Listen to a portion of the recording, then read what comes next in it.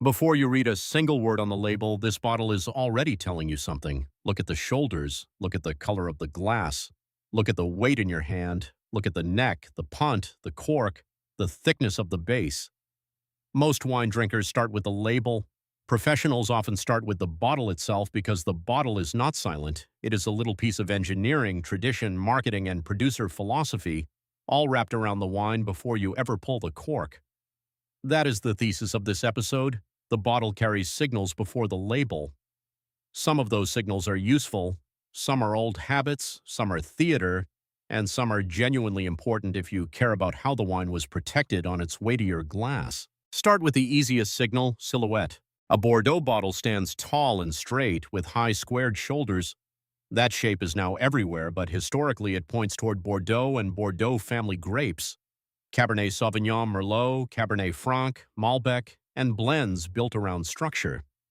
Those shoulders are not just decoration, they are often explained as useful for wines that throw sediment as they age. When you pour carefully, the shoulder gives the sediment a place to gather instead of racing straight into the glass. So before you read the label, a high-shouldered bottle whispers, structure, aging, Cabernet, Merlot, Bordeaux, logic. A Burgundy bottle says something different. The shoulders are lower, rounder, more sloped. It feels softer in the hand. That shape became linked to Pinot Noir and Chardonnay, and today producers all over the world use it when they want to signal Burgundy's family of wines. Pinot, Chardonnay, sometimes Gamay, sometimes elegant whites and reds that borrow Burgundy's visual language. It does not prove the wine is elegant, it does not prove the wine is good, but it tells you what conversation the producer wants to enter. Then there is the Alsace flute, tall, narrow, long-necked, almost architectural. In Alsace, that shape is not just branding. For AOC Alsace Still Wines, the flute is part of the regional identity and required by law. Pick up that bottle and you are probably in Riesling, Gewürztraminer, Pinot Gris, Muscat, Sylvaner, or another aromatic white wine world.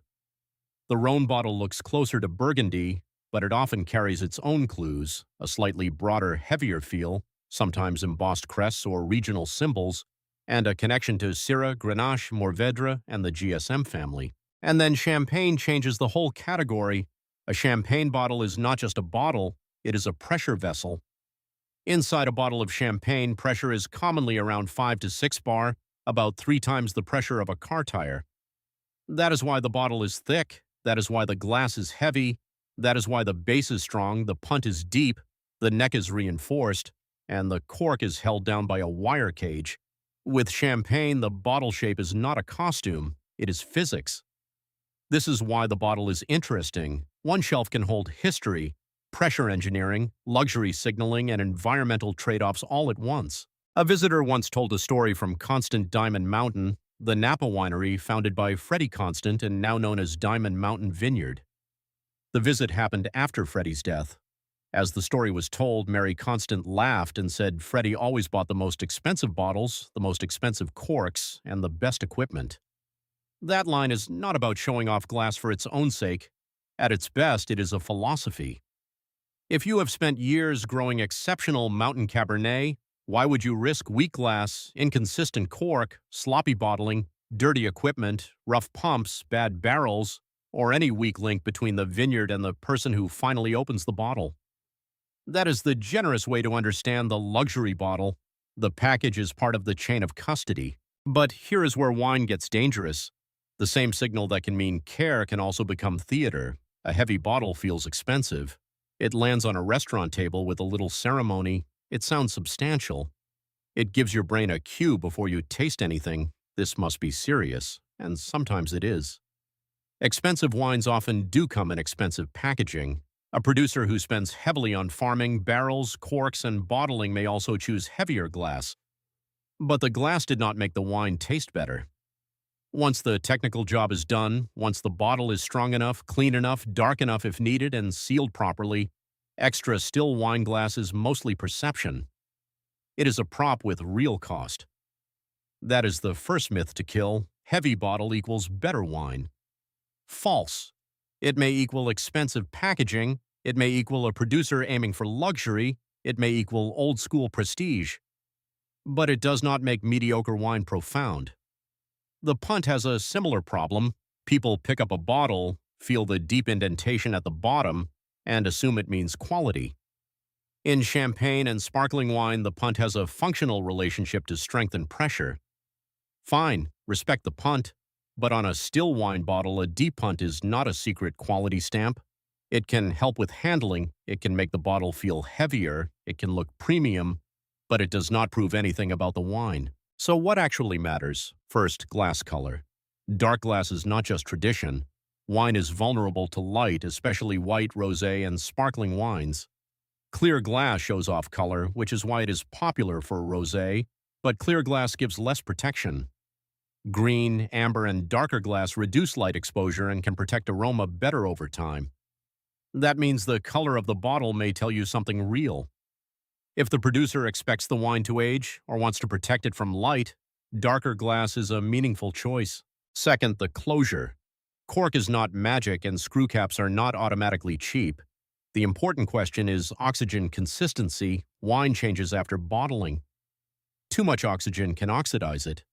Too little oxygen, depending on the wine, can create other problems. Natural cork can be wonderful for long aging, but corks vary.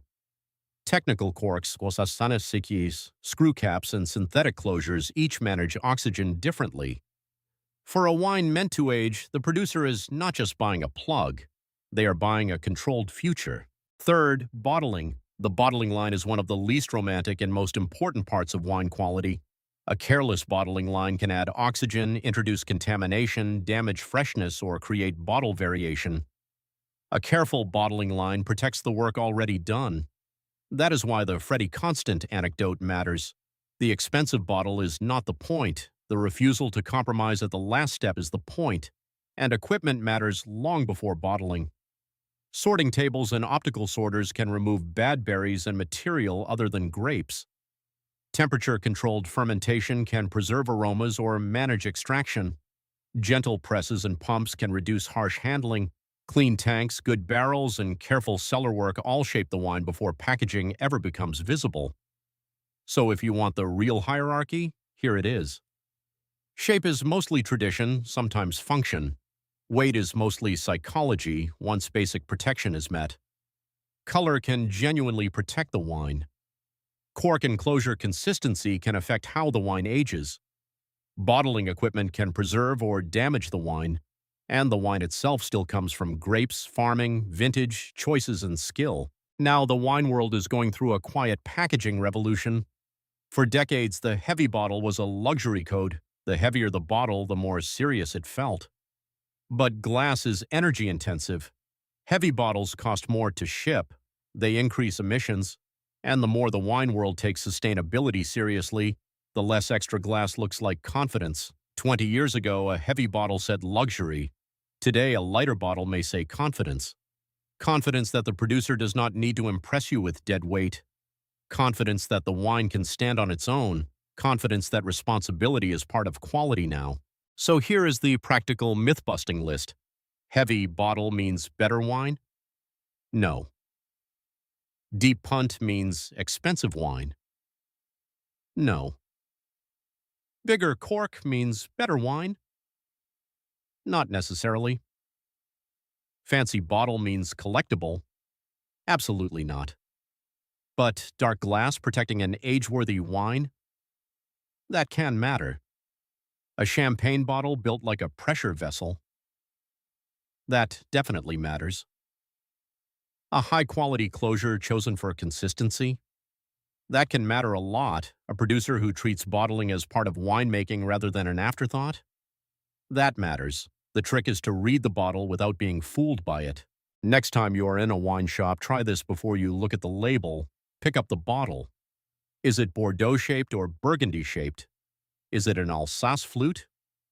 Is the glass dark because the wine needs protection or clear because the color is selling the bottle?